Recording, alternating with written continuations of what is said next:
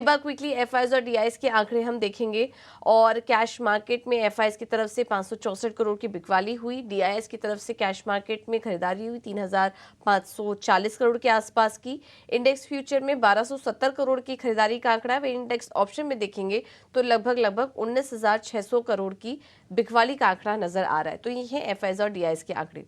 अब इन तमाम संकेतों को देखते हुए आज भारतीय बाजारों में क्या करें ये हम समझेंगे और हमारे साथ रणनीति बताने के लिए फोन लाइन पर डीपी कालरा जुड़ चुके हैं। DP, good morning. बताइए आज भारतीय बाजारों में क्या करें। गुड मॉर्निंग पूजा। देखिए, कल भी मार्केट के अंदर एक कंसोलिडेशन का दिन था और आज भी हो सकता है थोड़ा बहुत कंसोलिडेट हो। उसकी दो तीन वजह है। मैं वजह आपको बताता हूँ। एक तो सीरीज के फर्स्ट डे हमने काफी बड़ा एक मूव देख लिया था 1 मार्च को ही। सेकंड पॉइंट ये है कि सैटरडे को भी मार्केट खुला था तो थोड़ा बहुत एडजस्टमेंट वहां पे हो गया। फिर मंडे को भी मार्केट एक रेंज में रह गया। तो मार्केट के पास 3-4 चीजें हैं अपने पास पॉजिटिव। पहला, उसका सेंटिमेंट काफी पॉजिटिव है। अभी वो कोई भी डिप को बॉट कर रहा है और उसने बार बार ये प्रूव किया है। दूसरा पॉइंट है, उसके पास ओपन इंटरेस्ट भी ठीक है। निफ्टी और बैंक निफ्टी का ओपन इंटरेस्ट सीरीज के स्टार्टिंग का है, इससे पोजीशंस ज्यादा आती हैं। अभी पोजीशंस नई तो नहीं बन रही है, थोड़ी बड़ी शॉर्ट कवरिंग हुई है, बट अभी भी 2.5 लाख से ज्यादा कॉन्ट्रैक्ट है निफ्टी पे खड़े हुए हैं और बैंक निफ्टी पे भी करीब 1.5 लाख से ज्यादा कॉन्ट्रैक्ट है। तो ये अपने आप में फ्यूल का काम करते हैं। तो मार्केट का फ्यूल तो है इस समय चलने के लिए या फिर टूटने के लिए बोथ साइड में। दूसरा पॉइंट है एफआईएस की होल्डिंग। तीसरा इम्पैक्ट, एफआईएस की होल्डिंग में ना 35% से थोड़ा 37% हुआ है। स्लाइटली बेटर हुई है, करीब 1 से 2%।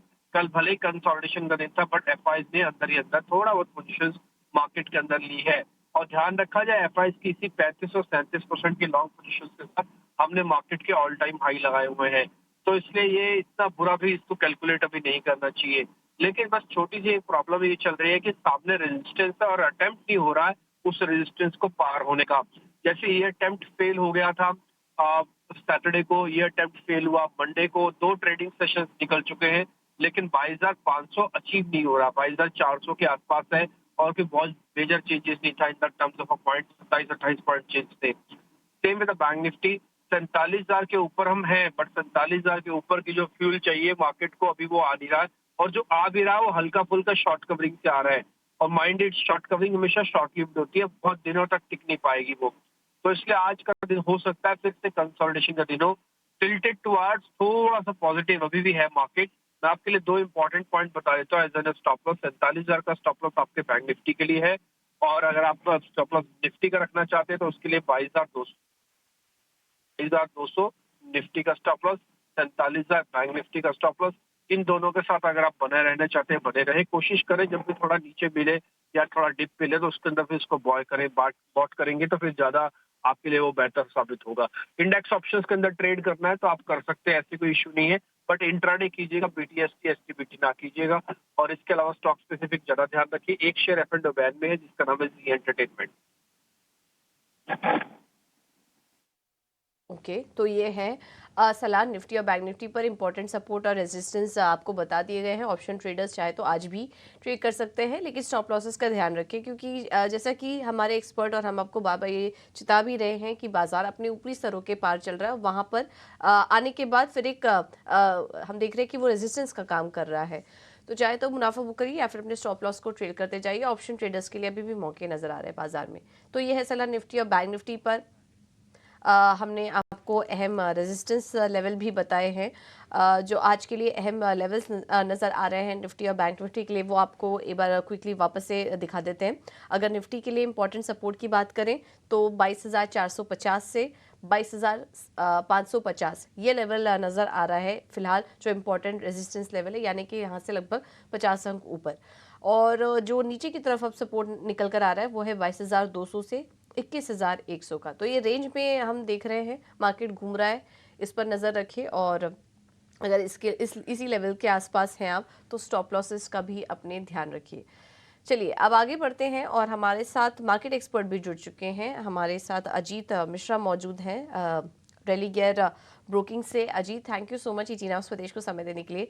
बताइए आज निफ्टी और बैंक निफ्टी में कोई ट्रेड लेना चाहिए और अपने स्टॉक स्पेसिफिक आइडियाज़ भी बताइए। Good morning. तो देखिए, जिस तरीके से अभी मार्केट में एक पॉज हुआ है लास्ट स्टडी सेशन में, अराउंड द रिकॉर्ड हाई। तो इट्स हेल्दी पॉज कंसिडरिंग कि काफी अच्छा मूव रिबाउंड देखने को मिला है हमने हाल फिलहाल के दिनों में। मुझे लगता है कि बाय एंड डिप्स आपको मेंटेन करके रखना चाहिए। 22 250 का जोन है, वो निफ्टी का काफी स्ट्रॉन्ग सपोर्ट एरिया है। वहां पे कोई भी डिप मिलता है आपको बाइंग अपॉर्चुनिटी ही देखनी है। बैंकिंग क्योंकि वो अंडर परफॉर्म कर रहा था, वहां से पार्टिसिपेशन आ रहा है, तो डेफिनेटली वहां पे भी आपको बाय एंड डिप्स मेंटेन करना है जब तक कि आप 47,000 को होल्ड कर रहे हैं। ऊपर पे 47,500 48,000 तक के पोजिशनल लेवल्स खुले हुए हैं when it comes to the banking index. Stock specific बात करें तो यहाँ पे भी देखिए अक्रॉस द बोर्ड आपको बाइंग इंटरेस्ट देखने को मिल रहा है। तो दो जो रिकमेंडेशन होंगी दोनों बाय साइड पे होंगी। पहला नाम होगा गेल का, एक कंसोलिडेशन रेंज ब्रेकआउट हुआ है, साथ ही साथ स्टॉक अपने रिकॉर्ड हाई पे है, वॉल्यूम बहुत स्ट्रांग है, तो यहाँ पे 199 तक के लेवल से एंटिसिपेटेड है, तो यहाँ पे आप लॉन्ग कर सकते हैं 186 के स्टॉप लॉस के साथ। दूसरा नाम from the pharma space Laurus lab का, यहाँ पे भी देखिए अब ग्रेजुअल कैचअप मूव देखने को मिल रहा है। 432 तक के लेवल्स पॉसिबल है, 410 के स्टॉप लॉस के साथ इसको भी आप लॉन्ग कर सकते हैं।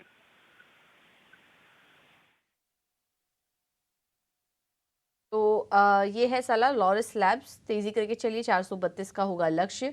और गेल में कल से ही हमारे एक्सपर्ट्स को अच्छा लग रहा है, इस स्टॉक को अपने रडार पर ज़रूर रखिए।